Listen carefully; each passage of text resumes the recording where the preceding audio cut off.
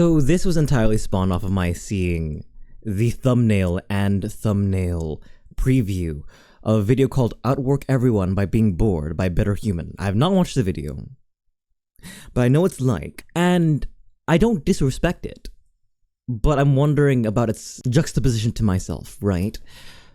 I've been getting lucky that my videos have been leaving its immediate audience with how they've been branded recently, or at least like one or two of them. They're reaching people outside of the initial boon of certain people coming in and saying hello, and also my audience of my Twitch folk. And it's good. It's ultimately good that it's doing that. It's much better for your stuff to reach more people than necessarily just be surrounded by, the same folk. However, in this video, this is the first video where I have a 50% like ratio, and it's going down fast. And it's wild, honestly.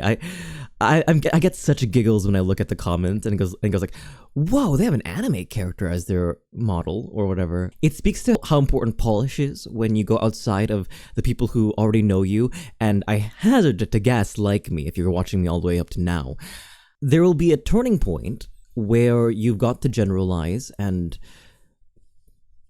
increase the mass market appeal of your work if you're a content creator. That's not today. That's not going to be soon. God knows that if you find enough of the right people, you might not ever need to do that.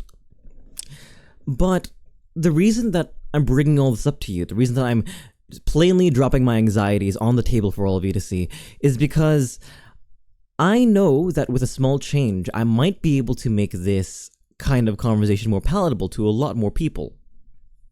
So the reason I brought up that video earlier is because I don't think there's much different audibly in the format of my work than their format necessarily.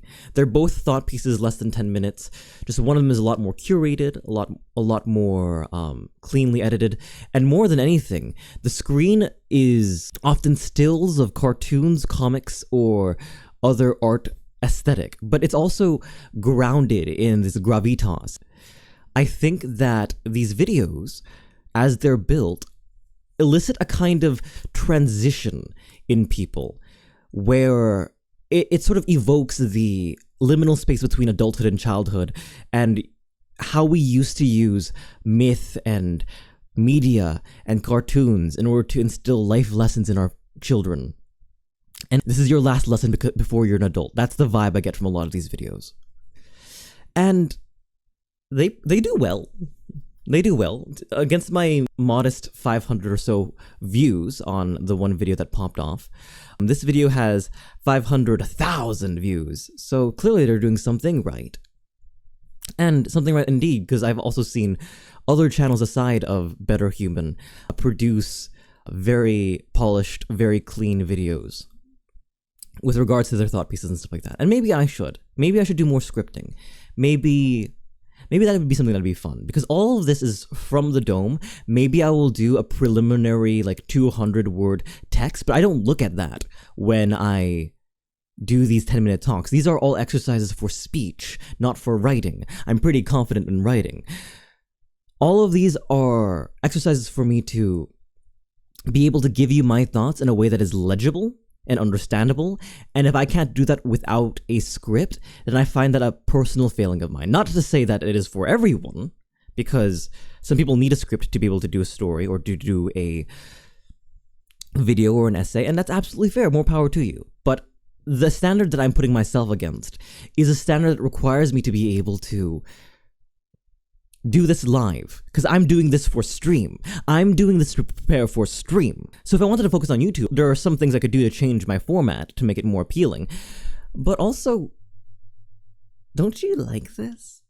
Okay, don't let that be loaded. What I mean to say is that I'm also cultivating a very, very specific kind of vibe on my videos as well. You might notice every now and then, I don't cut out a filler word or a pause or a stumble. And I've realized this recently. I will stumble often. I will stumble cutting a word off into a word 2 words from then. Shrug. But I delete a lot of them, but not all of them. Because the conceit of these videos is that I am a student I am working on myself, and you're sort of watching me in real time get better and better at what I'm doing. It is amateurish. I have the back of my room is entirely oversaturated, overexposed, too much light coming in from the camera, and I could easily change the shutter filter, but I don't. I am utilizing a DSLR or a camcorder or whatever this overlay is in order to show you that this is pretty candid. Not to mention that I sync a timer to when I start my speech in earnest, so that I only ever talk 10 minutes. And sometimes you hear the whine of the timer go off, and sometimes you don't. But it all creates a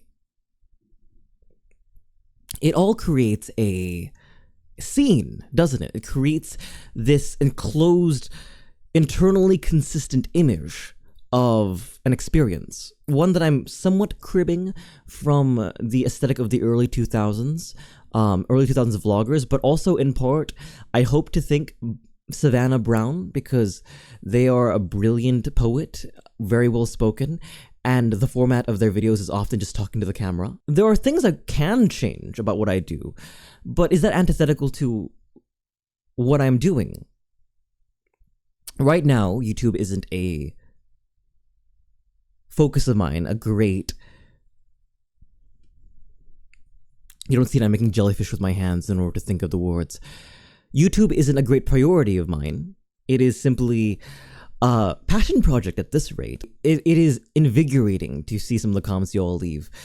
But I would be remiss to drop this opportunity and leave it to the side when, again, there's opportunity there. So yeah, I'm a bit stuck. I'm a bit between whether or not I should make more polished videos or not.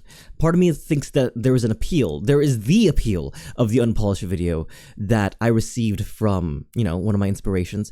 And I like that. I like how visceral it is. And to be honest, the quick turnaround over the editing room isn't that bad either. But I also recently recorded 20 minutes of content, of footage, of 10-minute talks. I just did the timer back to back because I was so interested in this idea about content theft. And I'm wondering if that would be better off as a video essay than it would be a 10-minute talk, right? I don't know. I think these are good problems. That people are leaving dislikes on my videos is a good problem because that means it's reaching people that usually don't see me. And part of making you fall in love with me is by you seeing me in the first place. Exposure, visibility is massive. These are good problems. To be unsure whether or not I want to go into one fruitful endeavor or the other fruitful endeavor, that's a good problem. This is not a vent. But I guess it can be a little bit, in that I am exposing my internal BTS thoughts to all of you with regards to how I want to progress this channel. All that being said, I haven't had my coffee today, so I'm very, very proud of myself for being able to speak to that way. And again, never any shade towards those people. Like, if you are creating, it is inherently virtuous. Ding, ding, ding, 10 minutes.